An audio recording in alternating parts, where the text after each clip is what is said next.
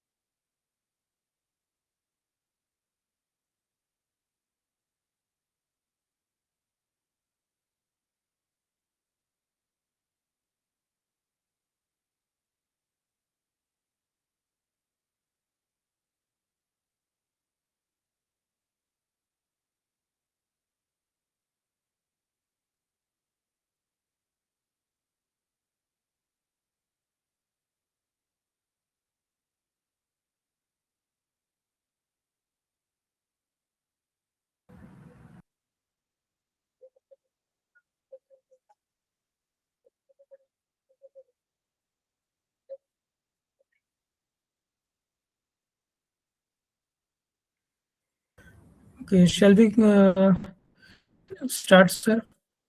Yes, yes.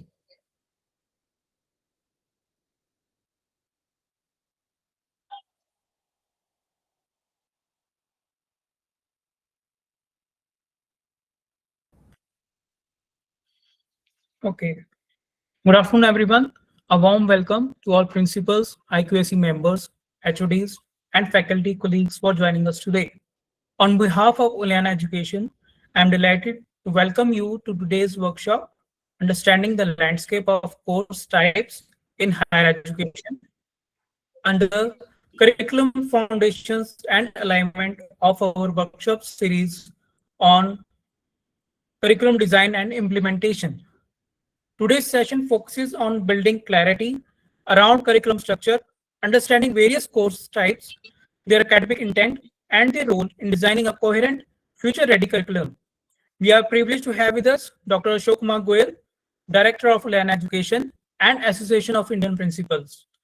Dr. Goyal brings over 39 years of experience as an academic leader, having served as campus director, Dean Academic Affairs, Director CDC, and Director of multiple institutions.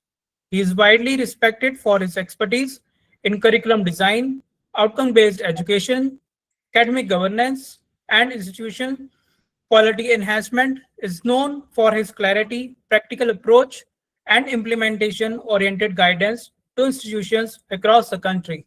I am confident that today's session will offer valuable insights that you can directly apply within your institutions. With that note, I now invite Dr. 𝘂𝘶𝘠𝑚𝑎 Goel to take over the session. Thank you. Thank you, Mr. Bhanu. Welcome all the participants, dear educationists. Today is the first workshop in the series on curriculum design and implementation. This series, I'll share my screen first.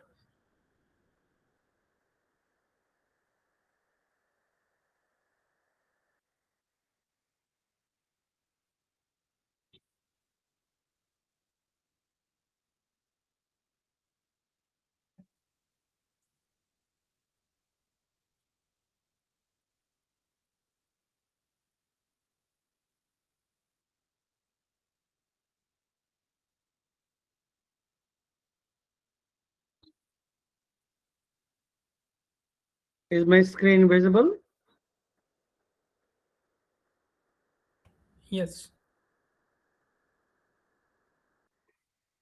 So today's workshop's topic is understanding the landscape of course types in higher education.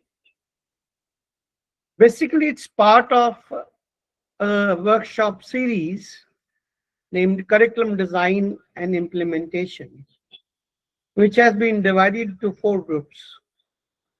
Group A is Curriculum Foundations and Alignment, naturally, which carries the foundations of the total curriculum design process. Group B, Skill and Value Integration. Group C, Curriculum Enrichment Beyond Syllabus. Group D, Curriculum Design Workshop Series. It takes the participant right from vision, mission to implementation. Group A, designated as Curriculum Foundations and entitled as Curriculum Foundations and Alignment. Its basic objective is to help the faculty understand different course types, analyze the gaps, and align the curriculum with academic frameworks and demands of the industry. There are 4 workshops in this series, in this group.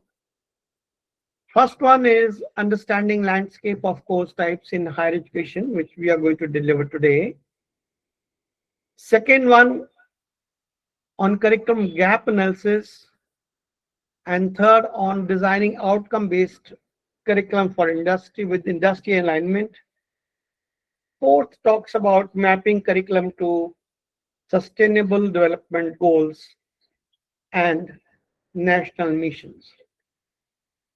So group B talks of integrated, the learning objectives are basically integrating value-added, skill-based interdisciplinary courses to enhance employability and holistic development.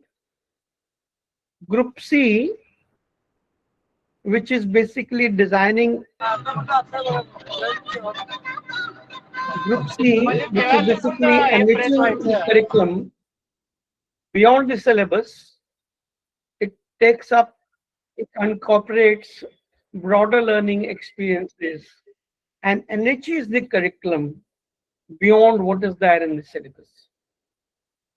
And Group D talks about right from vision, mission to implementation, covering all and everything that comes in the process of curriculum design, like vision, mission, graduate attributes, program outcomes, program-specific outcomes, designing course outcomes, using Bloom's taxonomy, curriculum matrix, then what is credit structure, course mapping, and naturally its implementation. It also talks about feedback and continuous improvement in the curriculum. So this was about our workshop series, which has total of 14 workshops. Group A, the first group, its main objective is to enable faculty understand full range of course types that have been mandated by UGC, NEP, and NAC. And apart from understanding just what are the different course types, we would also like to play upon or talk about what is the role of the course types in accreditation-focused curriculum design. So how we utilize the knowledge of different course types in designing the curriculum. So the learning outcomes naturally are just not understanding different course types or understanding their pedagogical and regularity rationale, but also to build clear curriculum matrices for accreditation requirements.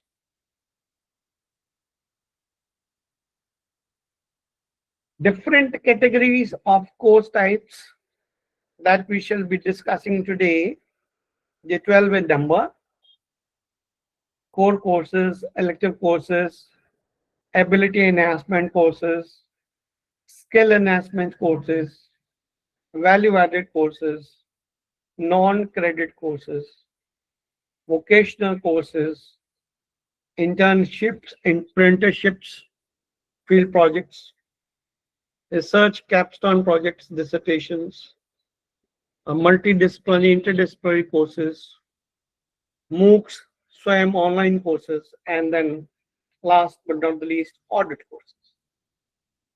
So let's begin with the first one, the core courses. Core courses, basically, there are two types of core courses. One we'll call discipline-specific courses, and the other ones are called discipline-specific electives. First, talking about the discipline-specific courses, they're compulsory courses. They pertain to the discipline of which the curriculum is being made.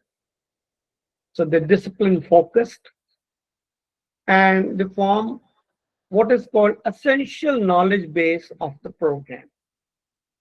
So we talk about the pedagogical rationale, that is the pedagogical reasons. They provide foundational pedagogical, the theoretical grounding, that is theoretical knowledge about the subject. For example, if the course is in civil engineering, then core courses will mean which provide functional theoretical knowledge about civil engineering.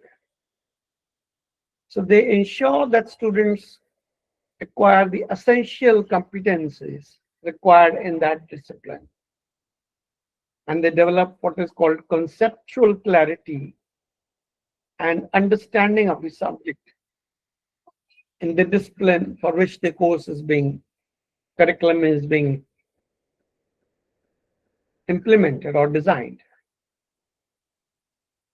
As far as the regularity national is concerned, UGC curriculum and credit framework, it has mandated that at least 50% of the courses, total courses, must be core courses.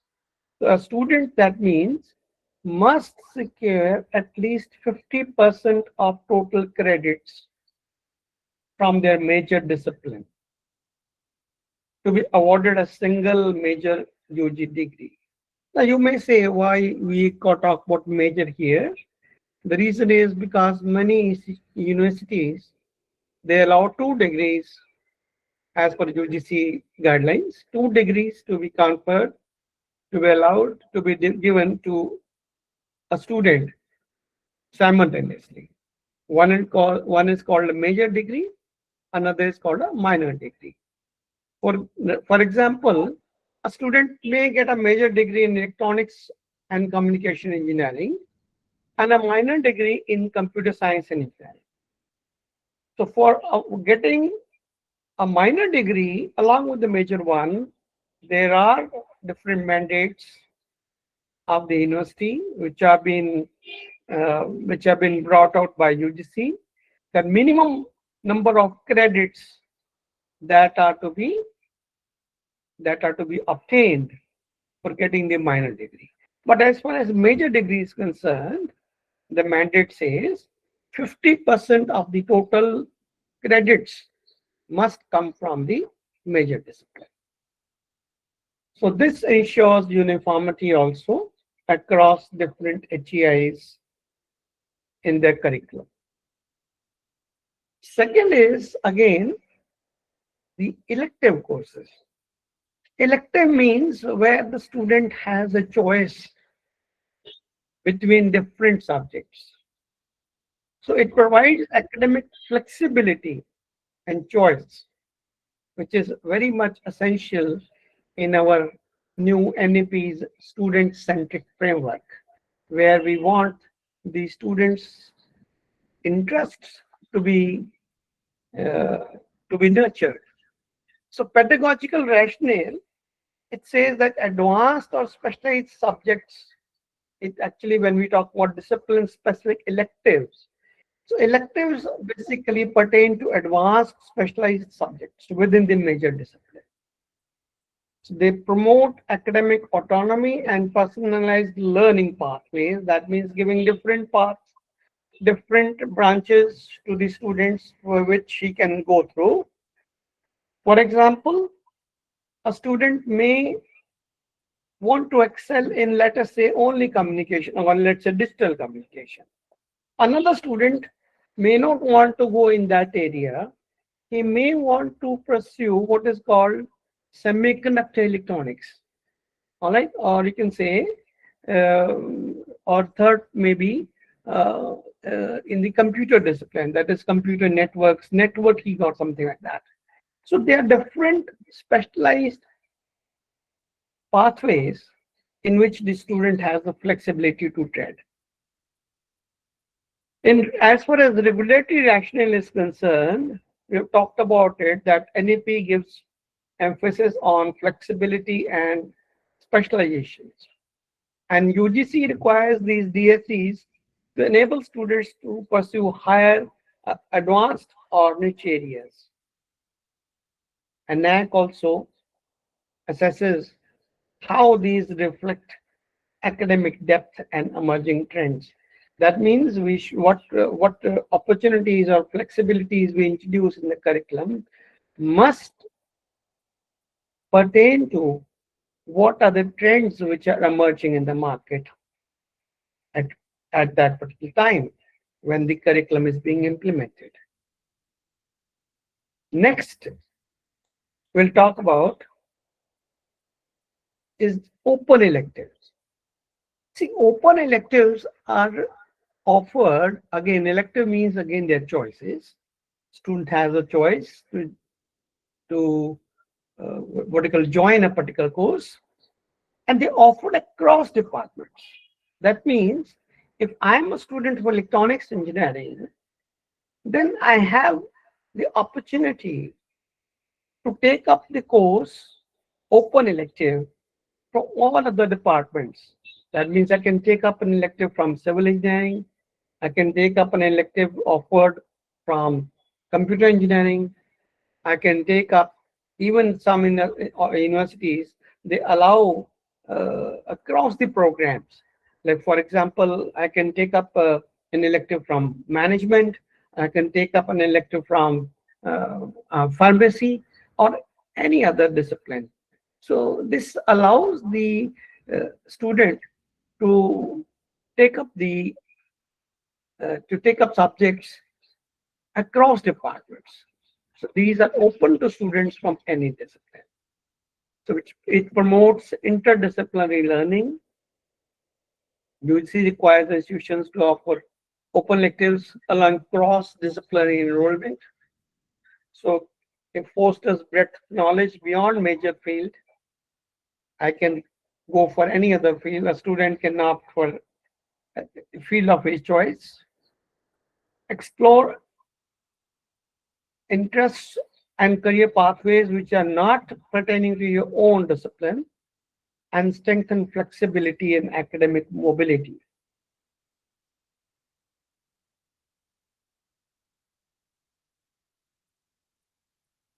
Ability enhancement compulsory courses.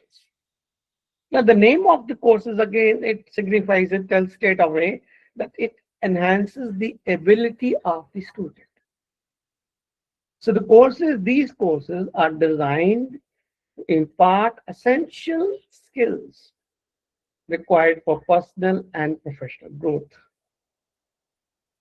Common subjects may be environmental studies or MIL communication. MIL means media and information literacy. Like Constitution of India course is being offered by All India Council of Technical Education, and their the curriculum that they have circulated on their website.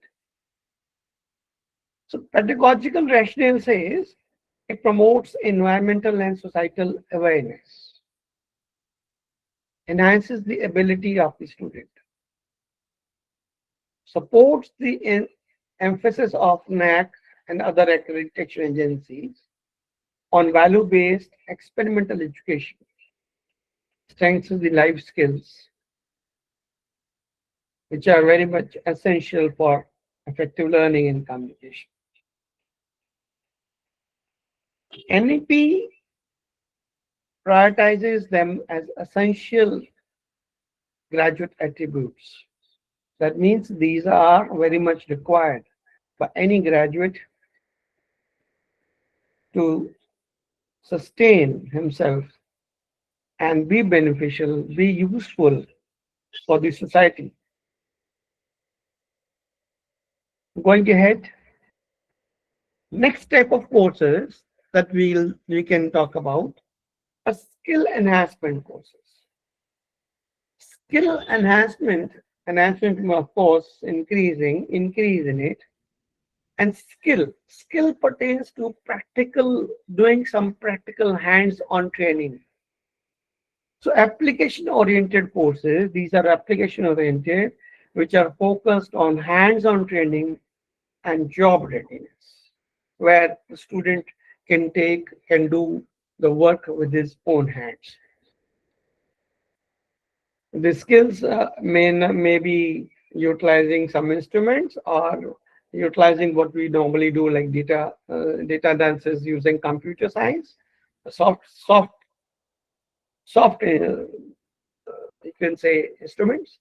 So digital literacy or lab skills, entrepreneurial skills, soft skills, all these come under skill enhancement. So it could be any kind of skill. It improves the employability of the student and workplace competence. That means he can compete with others in wherever he goes for work after his graduation, after finishing his program. And NEPs also focus naturally on vocational skill-based learning, strengthen industry alignment, and practical exposure. The student basically is able to align himself with the industry, becomes useful in the industry. When he joins, he is able to perform many jobs with his own hand.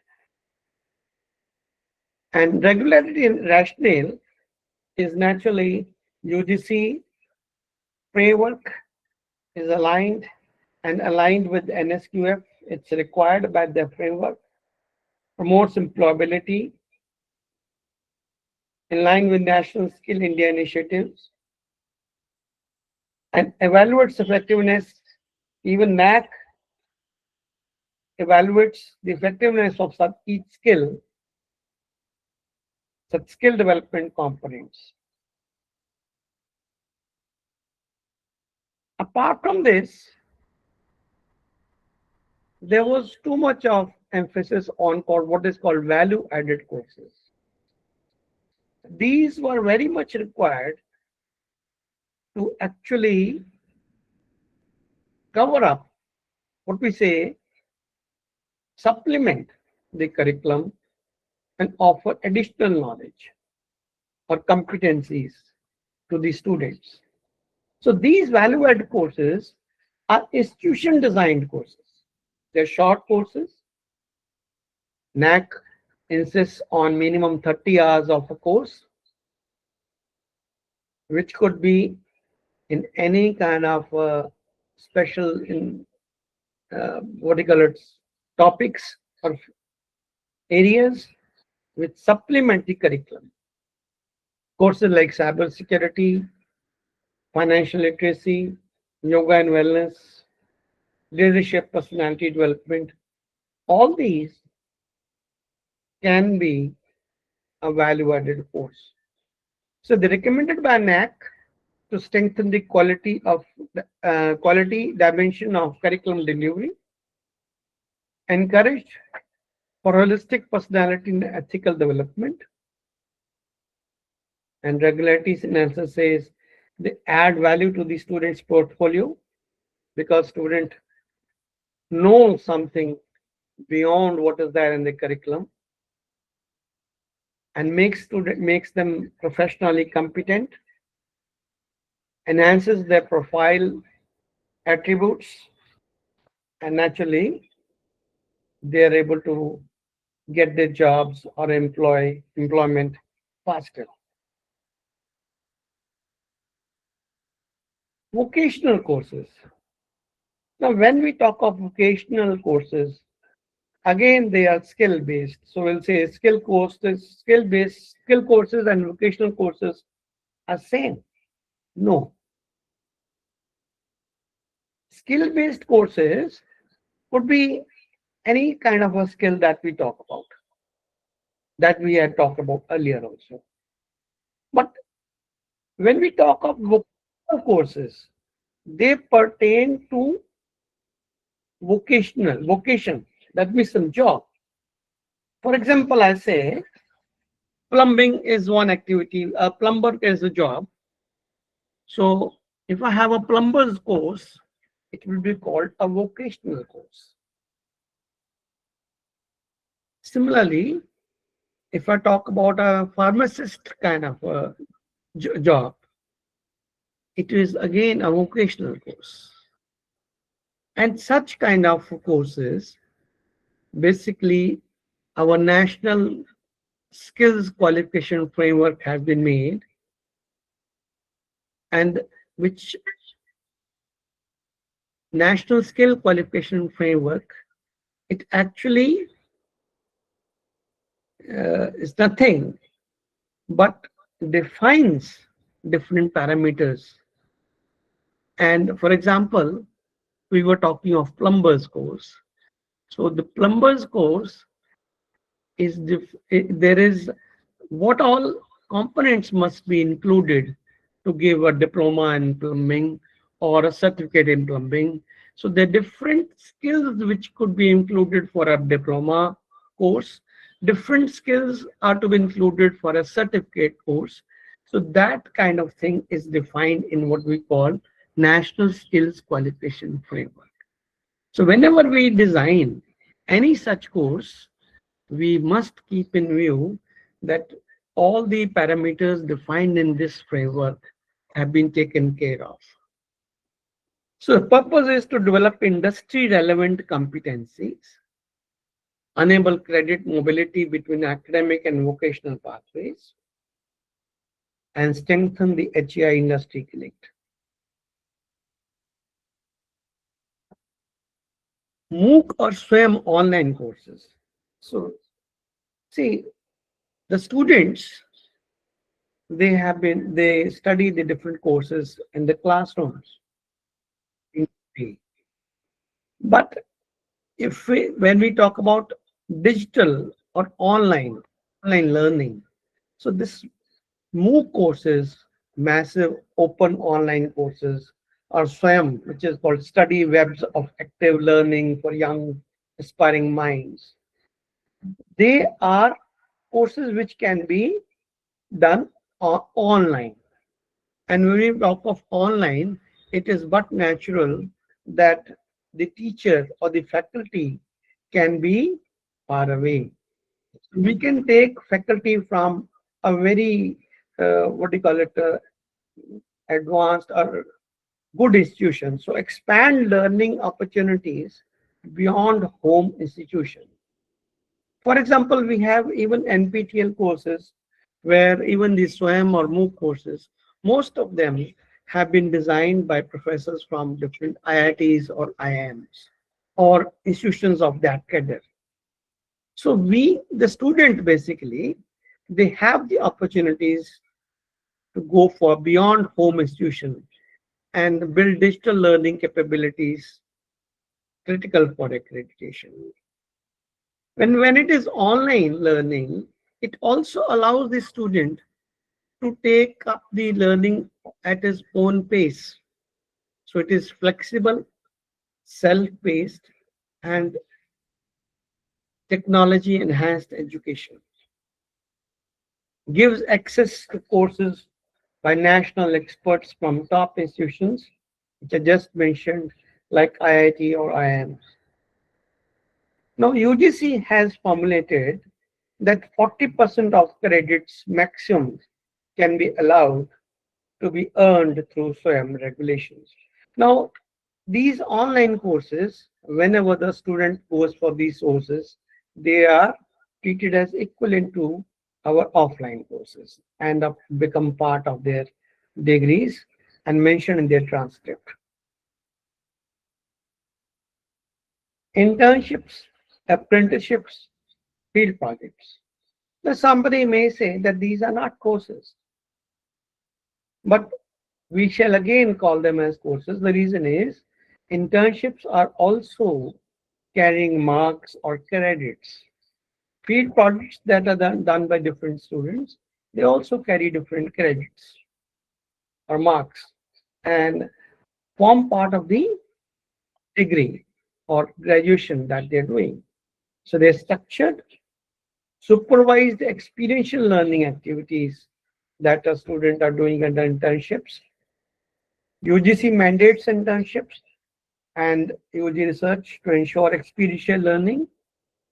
NAC assesses the quantity and quality of internships and research-based courses. Pedagogical rationale. They provide, as said, like experiential hands-on learning, industry connect and employability, strengthen application problem solving analytical skills, prepare the students, learners for industry, research, entrepreneurship, gives them real exposure and professional understanding when they go to the industry for internships or go to the field for their field projects. Next, we shall come for research projects, dissertations or capstone projects.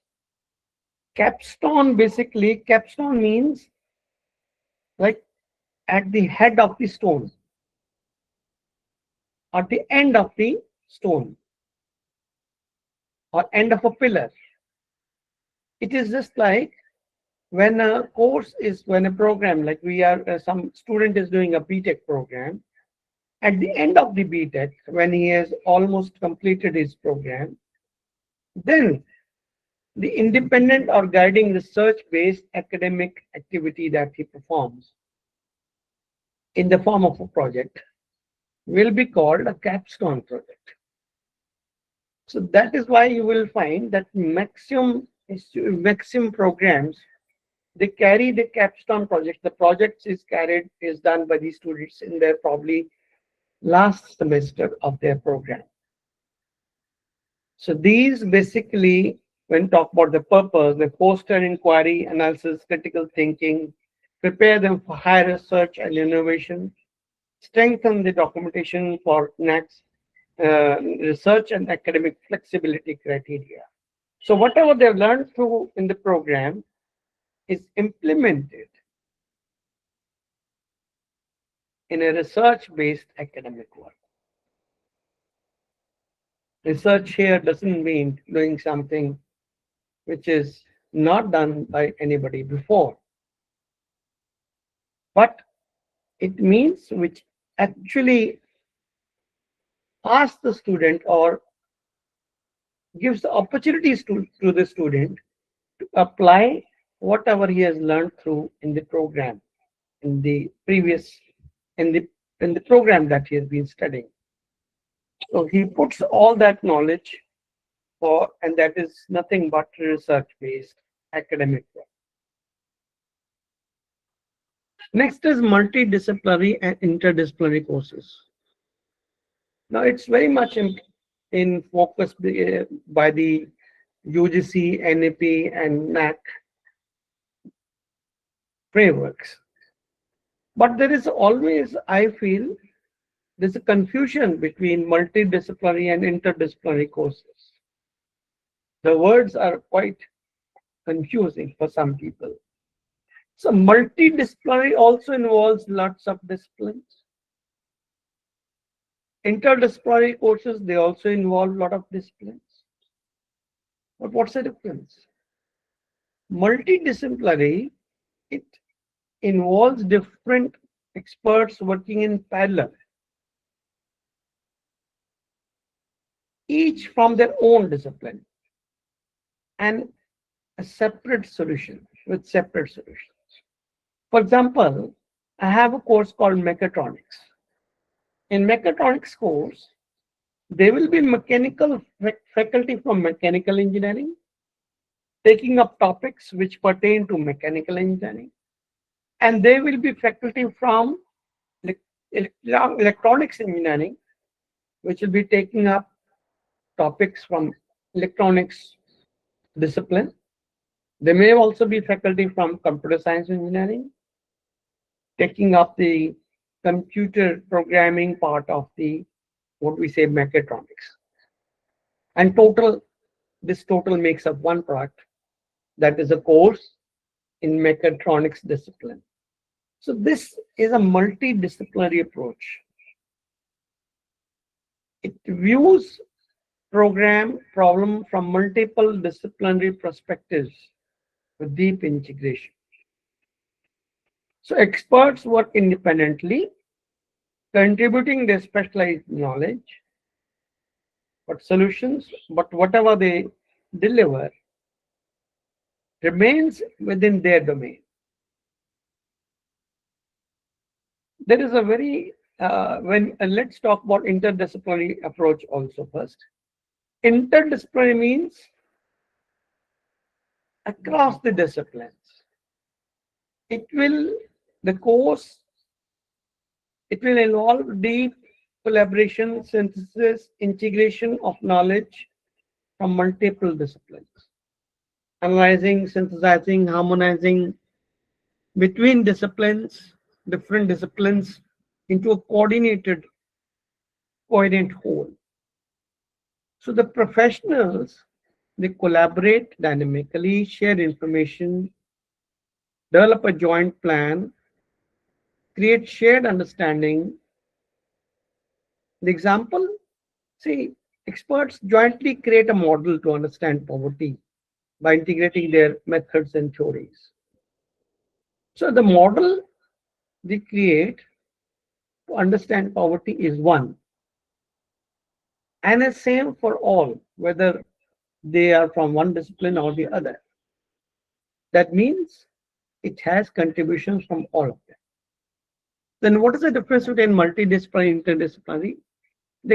One example analogy given makes it very clear.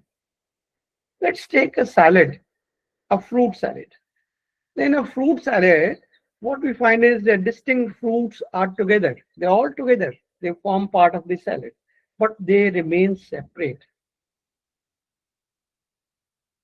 And if we talk about a smoothie, their ingredients are blend to form a new unified product. They do not remain separate. They are joined together. So this is the difference between multidisciplinary and interdisciplinary approach. NEP mandates multidisciplinary learning. NAAC also considers it multidisciplinary exposure as evidence of academic flexibility, innovation. And moreover, what we actually see, and nowadays the problems are not that simple, which can be handled by having knowledge from a single discipline. Many or most of the problems that we encounter in the society, they cannot be solved by knowledge of single discipline. So multidisciplinary as well as interdisciplinary approaches are very, very important. So they prepare students for complex real world problem solving. And what do we say? Break silos between departments. Silos means the walls which separate the different departments into different units. So they break the silos and they promote what is called integrative thinking, integration of different departments together. Non-credit courses. See, sometimes if we see the NAAC criteria, then there also what we have seen is value-added courses are sometimes taken as non-credit courses. So non-credit, simple definition says that they do not carry any credit. That means they don't carry marks towards the degree, but they're often mandatory, compulsory for graduation. That means student has to go through and pass those courses. They're designed to build competencies or skills beyond the prescribed curriculum.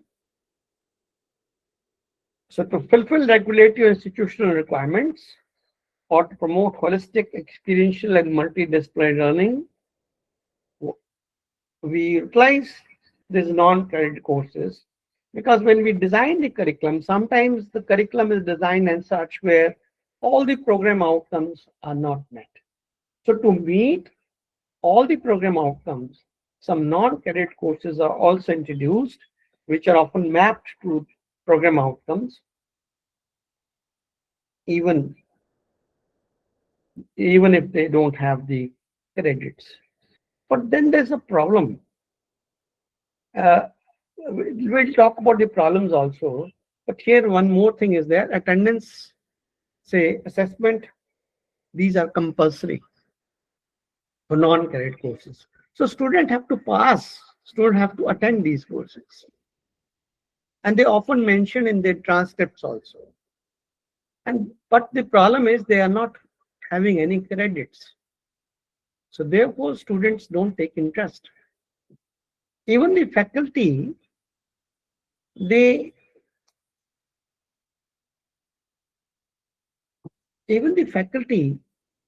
it treats them very casually. And therefore, the importance that should be given to these courses is not actually given. So institutions, they struggle to maintain the standards and even documentation that is required for accreditation.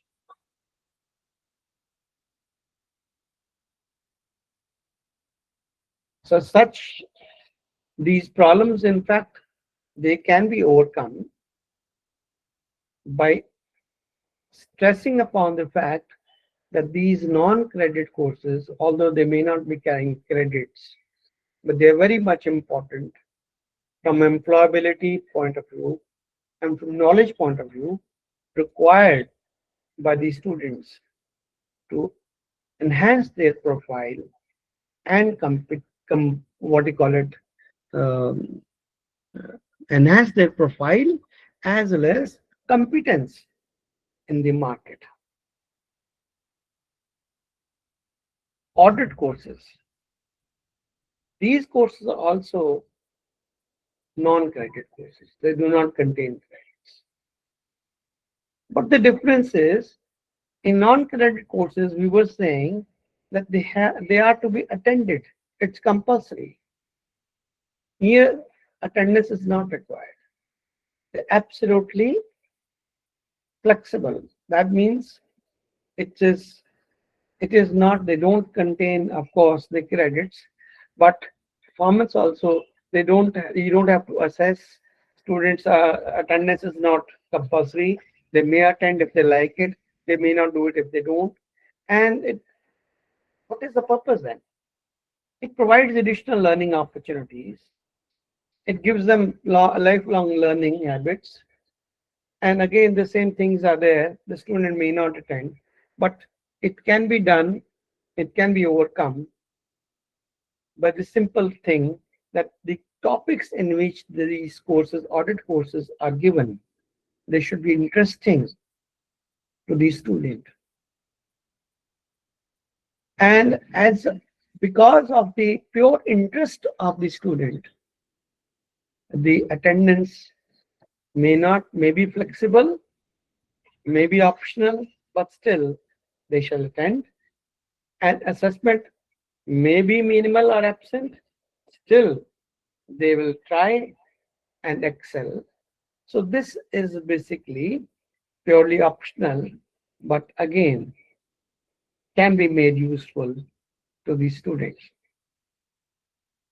So again, the difficulties are because it is underutilized. Students may not know their value, and there are no structured guidelines. So audit courses are very less. The percentage of audit courses offered is quite less, but definitely they may form part of the curriculum in any university or institution. Now we have gone through the 12 types of courses that we had listed right at the beginning of the workshop. But the main purpose of knowing these types of different courses, that is knowing what to place in the curriculum matrix. So by understanding the course categories, what is a core course, what is an elective, what is an open elective, what is a discipline specific elective, how skill courses they differ from value added courses, and what is mandatory, what is optional. If all these things are clear to us, then it is very easy. It helps us in populating the curriculum matrix with the correct course types. So knowing the course types is very helpful in placing them properly in the curriculum matrix. So credit requirements. Every course has the credit requirement, and different types of courses, how many credits are to be given, allocated to that particular type of course in the matrix is defined in the accreditation frameworks. Like there are minimum credits for core courses. There are percentage credits for internships or project work of others. So understanding course types enables faculty to create the matrices that meet the standards in the different frameworks, which have been announced or circulated by the regulatory agencies like UGC, NAC, or AECC, or whatever. So structural requirements for accreditation bodies like matrix creation. They want us to create the matrix. Which matrix creation for what? Which speaks or which actually conveys that curriculum structure is balanced. It conveys balanced curriculum structure. It also talks about the compliance. Compliance means the regularity. What is the percentage of different types of courses required for a particular program? So we comply with the regulations. And it also talks about integration of employability, skills, interdisciplinary learning. That means we have taken care of all these factors. So clear understanding of course types directly supports the ability to align these requirements in matrix form. And apart from just mapping, making these matrices, mapping course categories. Now see, when we talk about outcome-based education, it's but natural we'll talk about the program outcomes. That means whatever programming is being offered, whether its outcomes are achieved or not. So every course, every outcome of the course has to be mapped with the program outcomes. So which courses contribute to which program outcomes and what depth or breadth of learning they enable. That means how much of the contribution is made by that course. So only after understanding the course types or categories can build an accurate POCO mapping matrix, which is essential for accreditation. So what we can say is, what we're going to learn is construct curriculum structure and credit distribution matrices aligned to national regulatory and accreditation requirements based on clear understanding of various course types used in higher education. So we'll take an example rather and go through making these matrices that we're talking about. So understanding course types is foundation basically for building these curriculum matrices. Compliance, it helps us in structuring the curriculum representation, relying on knowing course categories and build conceptual clarity to translate understanding into practical matrix development. So we will be in fact developing the matrices that we're talking about using an example. So we shall begin with the regulatory frameworks. Like UGC regulations are there, or learning outcome curriculum framework of UGC or AICTE or NEP credit requirements. So there were different regulatory agencies. Identify mandated components, different components that we've been studying about: ability enhancement, skill enhancement, value-based courses, electives, MOOCs, and all that. So course types that we've been doing, core courses, electives, enhancement courses, or additional components, all these we shall use them in making a particular program.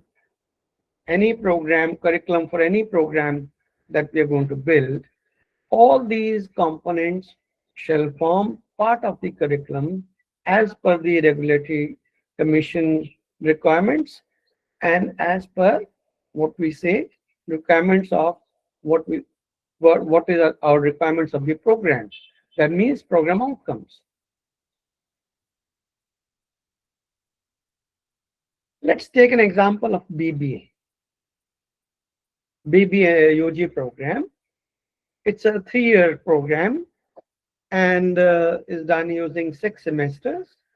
So as per UGC guidelines, the total credits for a BBA program should be around 120 as per UGC Learning Outcome Curriculum Framework based program.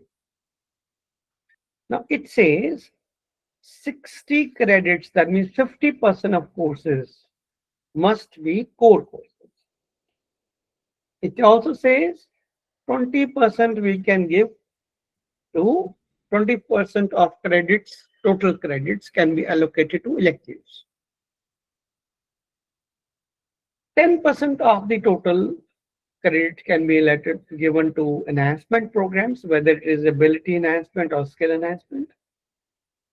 10% could be in value-added multidisciplinary, 5% for project internships, and 5% again for non-credit courses. So this is not a rigid kind of, it's only guideline. So going ahead, we're going to design a semester-wise credit load. 120 credits makes 6 semesters, means around 20 credits for one semester. 20 into 6 is equal to 120. So 20 credits on an average for one semester. So we will not take it as a fixed number. So a balanced cognitive load for each semester could be between 18 to 24. That means minimum 18 credits and maximum we could put as 24 credits. Then when we design the curriculum, we shall also ensure that we design the courses first in the first few semesters, foundation courses. Going ahead, we shall go for intermediate courses, and towards the end, we should go for advanced courses. Then we shall also maintain what is called vertical and horizontal alignment of course categories. So different categories of the courses that we have just covered in this workshop, we should go for the vertical and horizontal alignment. And it is but natural. We must include mandated, means it is mandatory, compulsory. We must include electives. That means there should be flexibility and skill components, because without skills, there will not be any outcome.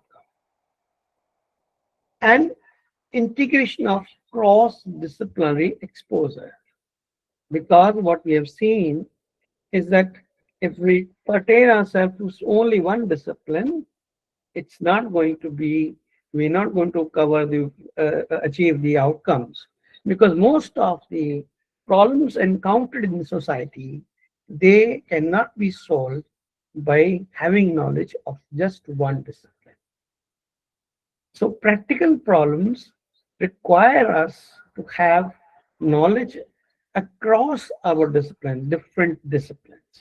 So therefore, that's why we will ensure integration of cross-disciplinary exposure. Let's create a sample curriculum structure matrix. I have displayed it only for one semester, because displaying for 6 semesters would have made it too lengthy. So in semester 1 for BBA program, we have offered 3 core courses of 4 credits each. 1 ability enhancement compulsory course in English communication skills of 2 credits. 1 course in skill enhancement. 1 value-added course, and the total number of credits is equal to 80. Now, I'm not displaying the semester 2, 3, 4, 5, 6. We could do it as an exercise. or as an assignment after the workshop and complete the curriculum structure matrix for all the 6 semesters. Counting 6 semesters, however, I've done the analysis here small by creating what is called credit distribution matrix. Now here we are explaining or displaying a matrix which talks about the credits which have been offered for a particular course time. So we included core courses, discipline-specific electives, open electives, ability enhancement courses, skill enhancement, value-added courses, internship projects. And all these courses, we have taken one column is there for credits required. That means as far as the regulatory framework is there, whether it is UGC, AICT or whatever. So credits required means regulatory framework says that as for a core courses, there should be between 48 to 60. 48 to 60 credits given to core courses. So out of total of 120, 50% means 60 credits, but it also gives me flexibility. All right. So UGC guidelines or the framework, it gives us flexibility of taking the credits from 48 to 60. Likewise, for discipline specific 12 to 24, open elective 6 to 18 and so forth. And in the example that we have included, the one mentioned for just one semester, we can go for semester 2, 3, 4, 5, 6, and then totaling up, we say the core courses, there are 56 credits offered for core courses, 16 credits pertain to discipline specific electives, 12 for open electives, 4 for ability enhancement, 10 for skill enhancement, 8 for value added, 10 for internship projects. Now this is just an example. Every university has a different syllabus, different programs, different curriculum. So the curriculum can be according to, because that is why there is a flexibility in the curriculum. So we here total up the credits which are offered, it is equal to 116, which is very much acceptable variation. So when we talk about 120 credits as per the UGC framework, it doesn't mean we have to have only 120 only. We cannot have 121, we cannot have 119. No, it doesn't say that. All right. So there is always a flexibility. So we have designed a curriculum which has all the components, all course types have been included, and the credit compliance has also been done. So here in this matrix only gives me a credit distribution matrix. Going ahead, a semester-wise structure. Now here we are going to have a semester-wise structure. That means we are going to have different columns for different course types and different rows for different semesters.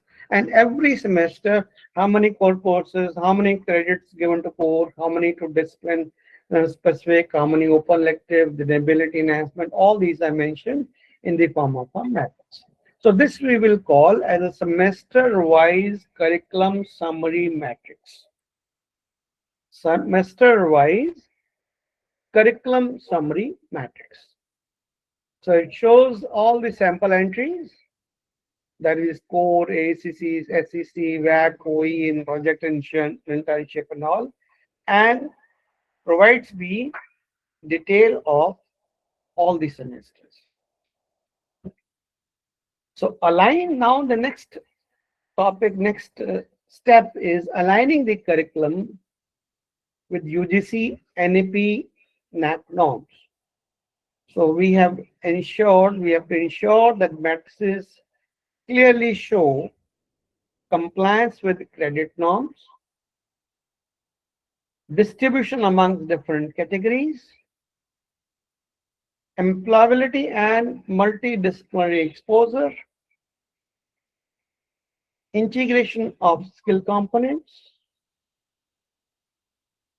flexibility through electives, mandatory inclusions, AECC internship, etc. Now, what I'm saying is that we have exceeded the time limit by around 5 minutes or so. Will not take much time. In fact, I wanted to do an exercise of making different matrices, different curriculum matrices for a program, and it'll take a lot of time. I'll give it to you as an exercise. So, credit distribution by course type. There's another template which gives us the course types and number of courses and total credits assigned to each type of course, the regulatory requirement, and last says whether we have complied with the regulatory requirement or not. So this matrix talks about compliance. Next is a POCO matrix. Now, why it matters?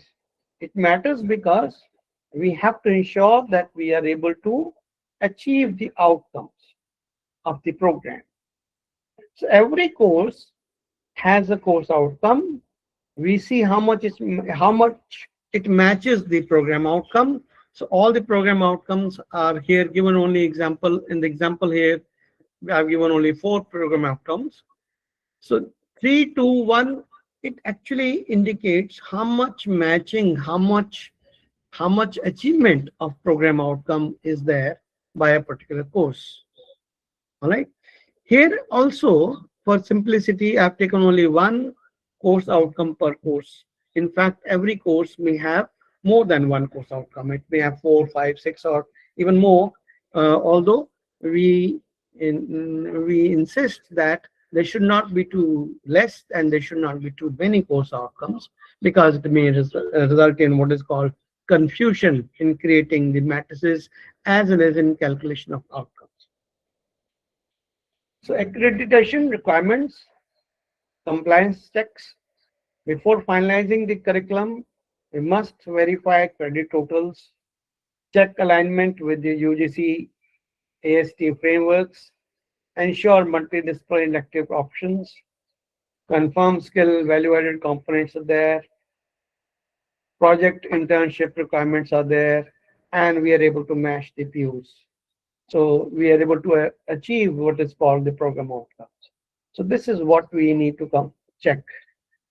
Putting it together, a complete curriculum matrix should show program design clearly. What is the design of the program? Demonstrate regulatory compliance. Highlight flexibility and depth. Depth is shown by achieving the program outcomes. It must integrate skill, value, and career components and provide transparency. So this basically is all about what we say, designing a curriculum, different curriculum matrices by knowing different course types and expressing through these matrices that we have designed the curriculum as per the frameworks, and our curriculum also carries the courses that achieve the program outcomes for which we aspire to design the curriculum.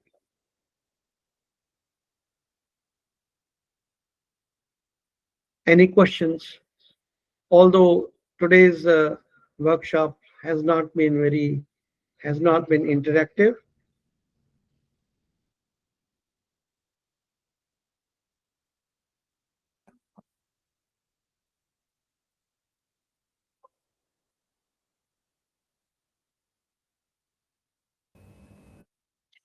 Okay.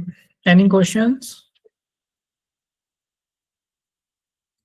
I just hope that the participants have been able to appreciate that knowing the different course types, it helps us in designing the curriculum matrices which are able to express that curriculum design is as per the needs of the program.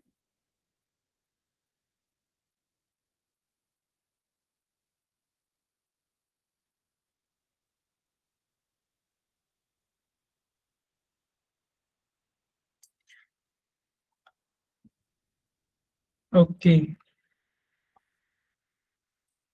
Thank you, Dr. Goyal, for the insightful and practice-oriented session.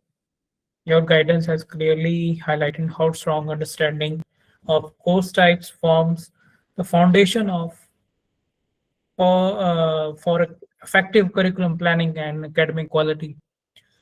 On behalf of World Diana Education, I sincerely thank all the participants for your valuable time and active engagement. I request all of you kindly share your feedback as it helps us continuously improving our academic initiatives.